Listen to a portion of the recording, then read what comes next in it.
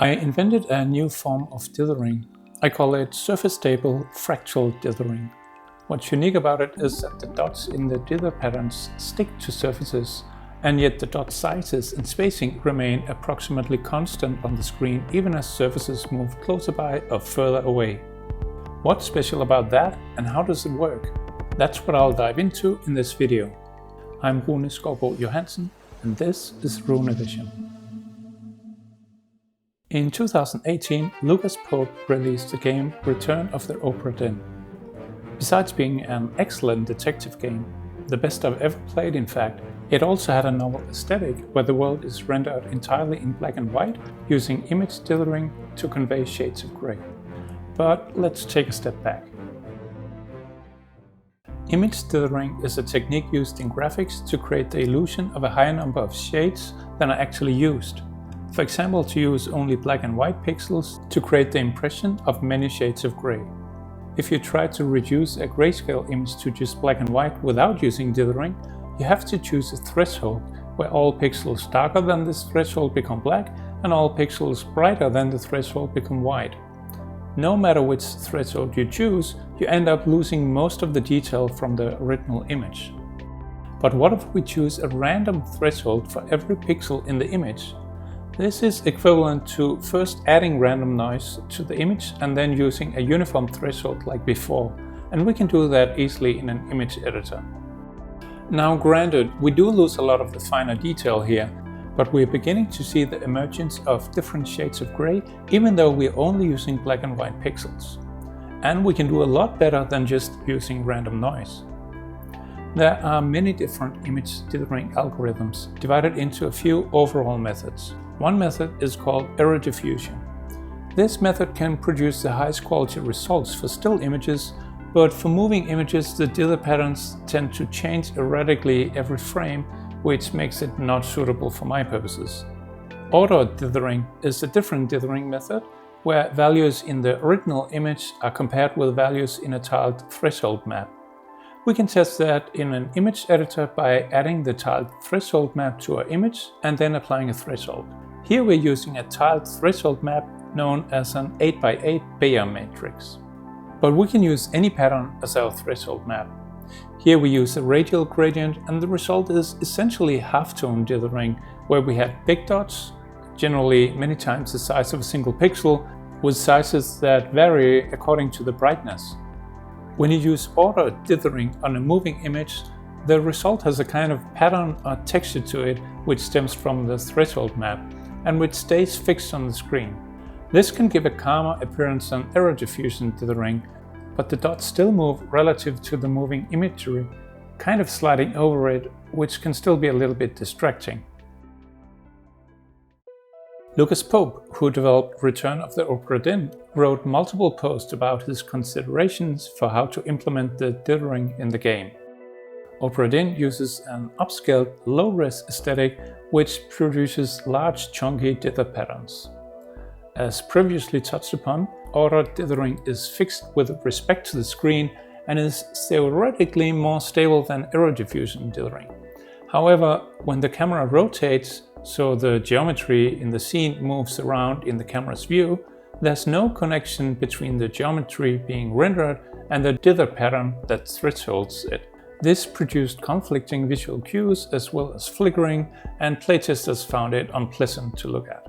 Lucas wanted to fix this by making the dither pattern be pinned to the geometry and to appear stable as it moves with the rest of the scene. In one of his attempts to achieve this, he tried to just map the dither patterns to the texel space of the scene geometry directly, but as he had expected, it didn't work well. The dither patterns would vary in size based on how close the geometry was to the camera and also based on the specifics of their scale and UV mapping. While inconsistency of scale and UV mapping might be fixable with a lot of work, the issue with the variable distance to the camera was inherent and could not be worked around. Dither patterns just have to have a consistent scale on the screen in order to be effective. Lucas eventually came up with the idea to map the dither pattern to a sphere centered around the player's head. This way, the dither is pinned to the geometry during camera rotation, but not during camera translation. This was a compromise, but one he found quite acceptable and a good fit for the game. And I think it was a good choice. The game looks great, but it did plant a seed of an idea in my head. Would it be possible to somehow make a dither pattern that would be stable even under camera translation, yet have a consistent scale on the screen? I had a feeling it should be possible. 5 years later, I randomly decided one day to just try it out. I set up a simple test scene. For the dither pattern, I'm just using a radial gradient for a start. As we have seen earlier, this can be used for halftone dithering, but I'll wait a bit with the shading part and just focus on stable dots for now. The basic idea is this. We start with the approach of mapping a dither pattern to the textile space of the scene geometry. That is, to use the object's own UV mapping for the dither pattern. UV mapping, for those who don't know, is a common method in 3D graphics to encode in a 3D model how a 2D image should be mapped onto its surface. We can change the tiling frequency of the pattern, but it doesn't really help. As Lucas found, mapping the dither pattern to the geometry using UV mapping results in the pattern sometimes being scaled too small and sometimes too large. My core idea for how to fix this is to just compensate. Whenever the pattern becomes 2 times too large, we make it half the scale, and whenever it becomes 2 times too small, we make it twice the scale. We can do this because we can calculate the rate of change of the UV coordinates in the shader. We can round this rate of change to the nearest power of 2 value. This means we round it to a new value whenever the rate of change becomes twice as big or twice as small. We can then calculate modified UV coordinates that are divided by this value. If we map the dither pattern to these modified UV coordinates, we can see that it abruptly changes between different scales, but these different scales are all roughly the same size on the screen, varying only up to a factor of 2. The next step from here is to remove the abruptness between the different scales. Maybe you're wondering why we applied rounding to the rate of change in the first place. Why not just divide the modified UV coordinates with the rate of change directly? Well, when you scale a pattern continuously, the details in the pattern necessarily move around as a result.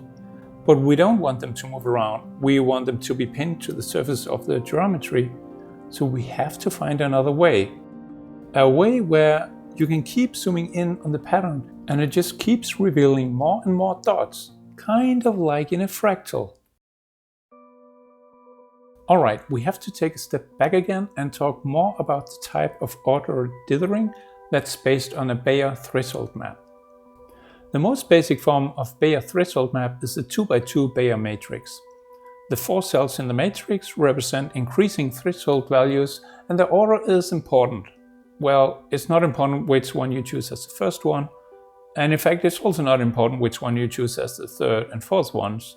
But the second one must be diagonally opposite the first, so if we connect the 4 points, they trace an X. With this threshold map of 4 cells, you can represent 5 different shades, corresponding to 0, 1, 2, 3, or all 4 of the thresholds being exceeded. But you can construct larger Bayer matrices too, that can represent a larger amount of different shades. The next common one is a 4x4 Bayer matrix, which has 16 cells and can thus represent 17 different shades. What's the order in this one? Well, you start with the same order from the 2x2 matrix, which traced an X, just spread out twice as much. Then you copy-paste that 3 more times, and the order in which you paste them also trace the same X. And you can use the exact same steps to expand to an even larger 8x8 Bayer matrix, which has 64 cells and thus can represent 65 shades. Start with the pattern from the 4x4 matrix, spread out twice as much, and paste it 3 more times, tracing out the same old X. We can keep repeating this indefinitely, filling in more and more cells in between the existing ones. You see how the Bayer ordered dither pattern already has fractal-like properties to begin with? This is something we can work with. Let's go back to our work in progress. I'm going to start referring to the different scales as different fractal levels. The more you zoom in, the lower fractal levels you reach. We can see that one dot kind of splits into 4 smaller dots when it crosses the threshold to a lower fractal level, where the pattern is half the scale. If we just shift the radial gradient to be centered around the corner of the texture instead of the center, we can change the behavior so it appears like the big dot stays as one dot across the fractal level threshold. It just becomes smaller and is joined by additional small dots around it. This harkens back to the Bayer matrices, where we constructed a larger Bayer matrix by filling in additional cells in between the ones we had reused from a smaller Bayer matrix. Now, if we could make the 3 additional dots appear one by one instead of all at once, that would be even better. So far, we've had fractal levels where each lower level is half the scale, which means it has 4 times as many dots. Conceptually, we now want to split each fractal level into multiple layers, where we can add one more dot in each layer. And of course, we use the ordering from the Bayer matrices to do it, tracing the familiar X. The dots in the lower fractal level are half as big, well, the radius is. The area of each dot is a quarter as big, and there are 4 times as many dots. We can generalize this across the layers by having the dot area inversely proportional to the number of dots. Now both the positions and sizes of the dots are identical between the last layer of one fractal level and the first layer of the fractal level below it.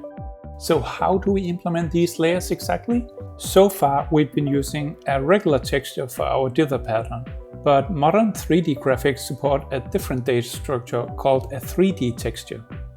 Besides a width and a height, 3D textures also have a depth dimension. They can be used for many things, but we're going to treat the 3D texture like a stack of 2D layers, so we can add one more dot in each layer.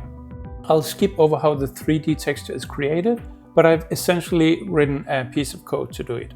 Now we have our sublayers for each fractal level, but how do we determine which layer to use? We have to dive into some math for this, but I'll promise I'll do it quick. Let's first catch up on what we've been already doing so far, but now in math terms. To begin with, we have the rate of change, the frequency of the UV coordinates. We need to find the nearest lower power of 2. The first step of this is to take the logarithm with base 2 of the frequency. You'll notice that when the frequency doubles, the logarithm of the frequency grows by 1. So when the frequency is 2, 4, 8 and 16, the logarithm of it is 1, 2, 3 and 4. We can round the logarithm down to the nearest lower whole number. This number corresponds to the fractal levels we've been talking about. For each lower fractal level, the pattern needs to be scaled twice as small, so we need to divide the UV coordinates with twice as small numbers. This creates UV coordinates which change with a higher frequency, which in turn results in a smaller scaled pattern. Our last step to achieve this is to raise the number 2 to the power of our rounded logarithm. This is essentially the inverse of taking the logarithm. Then we have our nearest lower power of 2 that we can divide the UV coordinates with. With the UV coordinates out of the way, let's go back to the logarithmic space. We can subtract the rounded logarithm curve from the unrounded logarithm curve to get the remainder. This remainder increases from 0 to 1 within each fractal level. And this is what we can use to determine which sublayer to use within the fractal level. Now that we know what layer in our 3D texture to use at any given point, we have achieved the effect we wanted, that more dots keep appearing little by little as you zoom in more and more. It's still a bit coarse though. We can have the dots appear more gradually by using a dither pattern with more dots in it. The one we used so far corresponded to a 2x2 Bayer matrix, but we can also generate a 3D texture based on a 4x4 Bayer matrix or an 8x8 Bayer matrix. Beyond that, we get diminishing returns, which are not worth it. One interesting thing about using dither patterns larger than 2x2 for fractal dithering is that we are actually leaving a bit under a quarter of the layers unused. For example, if we're using 4x4 dots, we only use the layers that have 4 to 16 dots. We don't need the layers with 1 to 3 dots, since at that point we are switching to a different fractal level instead. Anyway, look at the dots we got now. They look nice and even, regardless of scale and distance from the camera. But something is missing. Yes, the shading. The shading, which is the whole point of using dithering. We should probably fix that.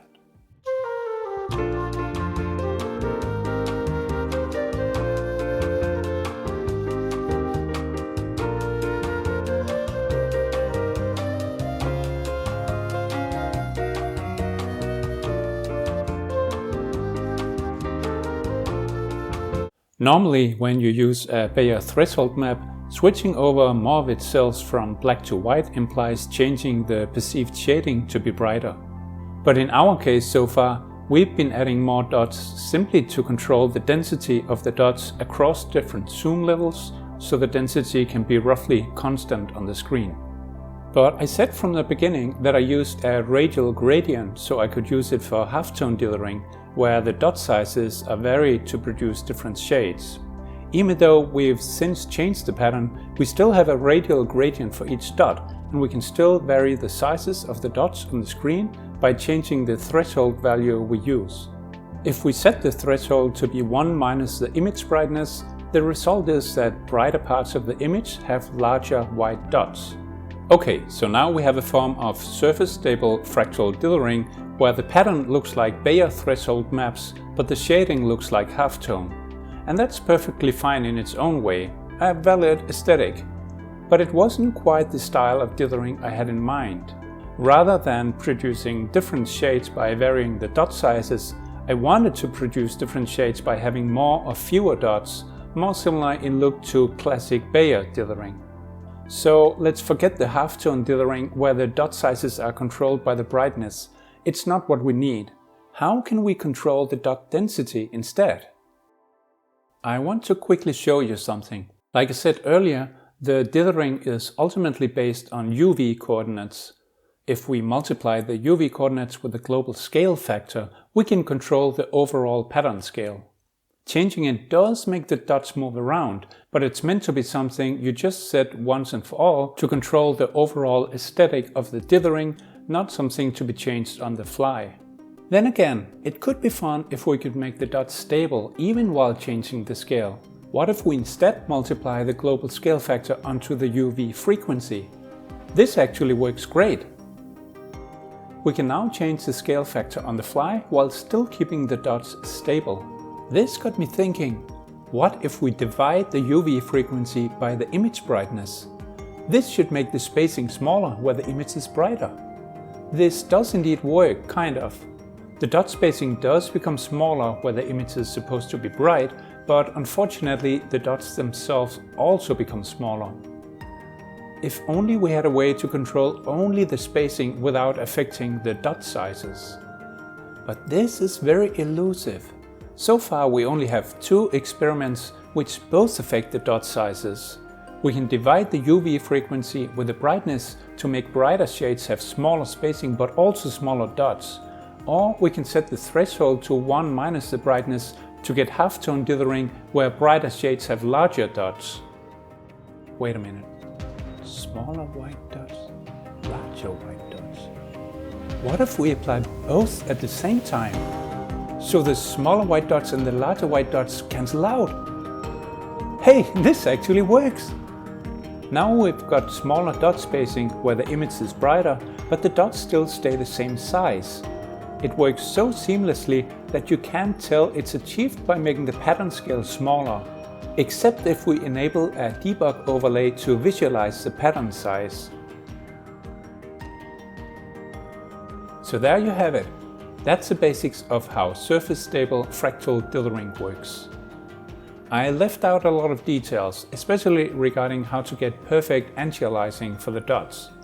But I've released the shader code and example project as open source and added lots of comments to the shader, so if you want, you can study the finer details there. See the links in the description. What about the return of the Obra Dinn? Do I think that my dithering technique would have been superior to use in that game? Not really. Like I said, I think it looked great the way it was, and I wouldn't really want to change anything about it. Apart from that, there are some issues I never managed to solve. While the dot spacing is roughly constant under arbitrary uniform scaling, it's not constant under non-uniform scaling or when viewing surfaces at shallow angles. In other words, when the UV frequency is anisotropic. Here the dots clump together in one direction, and at the extreme they tend to form lines, almost like a woodcut. I don't think this looks bad per se. This too is a valid aesthetic, but it doesn't look like the Bayer dithering my technique was inspired by. But what does Surface-Stable Fractal Dithering look like in an actual game? For fun, I tried to apply the technique to my old game Eye of the Temple. I made several shader types to cover various solid and transparent surfaces as well as the skybox. They all use the same shader include file, which contains the actual dithering logic. I think it looks kinda neat. So am I going to use this for my own games? No, well, fun to try out, it's not a good fit for my games. The whole project was just an interesting diversion for me. Speaking of my own games, I am still working on The Big Forest despite not having made any new videos about it in the past year. For anyone interested, I do have a few blog posts on my website about what I've been up to development-wise. Alright, that's it for now. If you liked the video, you can click the like button, and if you want to see more, consider subscribing. Till next time, bye!